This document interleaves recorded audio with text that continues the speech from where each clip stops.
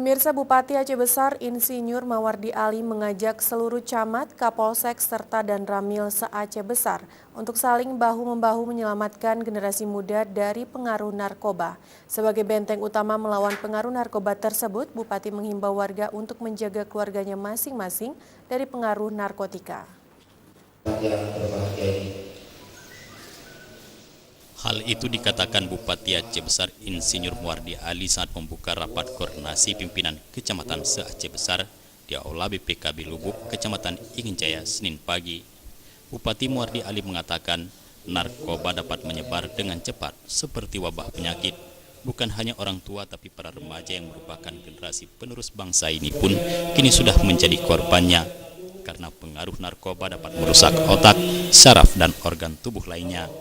Oleh itu sudah seharusnya generasi muda menjauhkan diri dari narkoba yang dilarang agama dan pemerintah. Menurut Mawardi Ali, di Kabupaten Aceh Besar ada sejumlah kecamatan yang rawan peredaran gelap narkoba.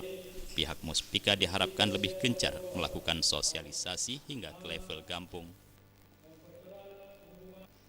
Saya sudah sampaikan bahwa Aceh Besar ini sebagai pintu masuk untuk semuanya. Salah satunya adalah narkoba ke Aceh. Oleh karenanya kita berharap dengan adanya rapat koordinasi seperti ini kita bisa mendeteksi dini ya ada gejala-gejala nanti terhadap para penyebar narkoba itu.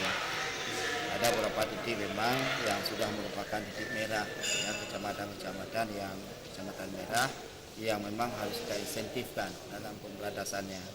Mudah-mudahan ini bisa terlaksana dengan baik. Ketua Panitia Pelaksana Kegiatan yang juga Kabak Tata Pemerintahan Sekdakap Aceh Besar Hasbalah Esos dalam laporannya mengatakan, Rakor Pimcap yang diikuti seluruh camat dan Ramil dan Kapolsek se-Aceh Besar mengusung tema Mari Berantas Narkoba. Hadir sebagai pemateri perwakilan Badan Narkotika Nasional Provinsi Aceh, Kodim, dan Kasat Narkoba Mapores Aceh Besar. Jufrizal dan Faisal, Aceh TV.